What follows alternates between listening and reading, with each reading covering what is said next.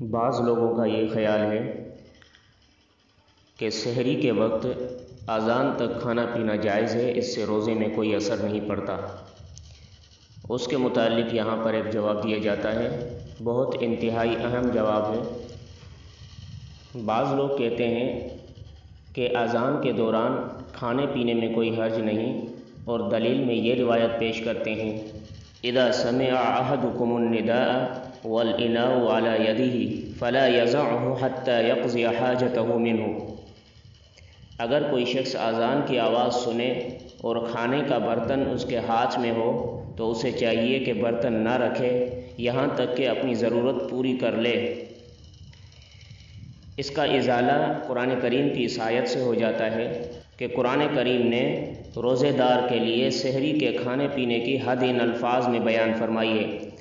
وَكُلُوا وَاشْرَبُوا حَتَّى يَتَبَيَّنَ لَكُمُ الْخَيْطُ الْأَبْيَضُ مِنَ الْخَيْطِ الْأَسْوَدِ مِنَ الْفَجْرِ۔ ترجمہ ہے کہ تم کھاتے پیتے رہو یہاں تک کہ صبح کا سفید دھاگا سیاہ دھاگے سے نمایاں ہو جائے۔ اس آیت کا صاف صاف مطلب یہ ہے کہ صبح صادق کے بعد کھانا پینا روزے کو باطل کر دیتا ہے۔ جہاں تک مذکورہ روایات کا تعلق ہے تو اس کو سمجھنے کے لیے صحیح مسلم کی یہ روایت ملاحظہ فرمائیں کہ عن ابن عمر رضی اللہ تعالی عنہما قال کان لرسول اللہ صلی اللہ علیہ وسلم مؤذنان بلال وابن ام مکتوم الاعمى فقال رسول اللہ صلی اللہ علیہ وسلم ان بلالا يؤذن بلیل فَكُلُوا وَاشْرَبُوا حَتَّى يُعَذِّنَ ابْنُ أُمِّ مَكْتُومٍ رضی اللہ تعالیٰ عنہ۔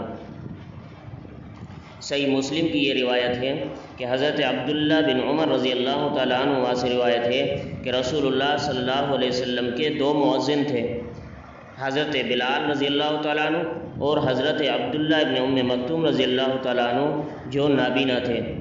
تو رسول اللہ صلی اللہ علیہ وسلم نے فرمایا کہ بلال رضی اللہ تعالیٰ عنہ تو رات کے وقت ہی اذان دے دیتے ہیں،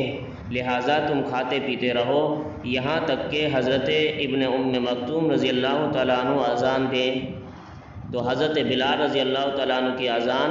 صبح صادق طلوع ہونے سے پہلے ہوتی تھی، اور حضرت عبداللہ ابن ام مکتوم رضی اللہ تعالیٰ عنہ سحری کا وقت ختم ہونے پر اذان دیتے تھے۔ تو مذکورہ روایت حضرت بلال رضی اللہ تعالیٰ عنہ کی اذان سے متعلق ہے کہ وہ سحری کا وقت ختم ہونے سے پہلے تہجد کے لیے اذان دیا کرتے تھے،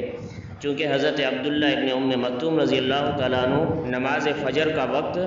شروع ہونے پر اذان دیتے تھے، اس لیے ان کی اذان کے وقت کھانے پینے کی ممانعت کر دی گئی۔ عام طور پر ہمارے ہاں تمام مؤذنین طلوع فجر کے بعد اذان دیتے ہیں، لہٰذا اذان شروع ہوتے ہی کھانا پینا بند کر لینا لازمی ہے۔ اذان شروع ہو جانے کے بعد اگر کوئی کھاتا پیتا رہے تو اس کا روزہ نہیں ہوگا۔ یہ بات ذہن میں رکھیں کہ سحری ختم ہونے کا معیار وقت ہے، اذان نہیں ہے۔ اللہ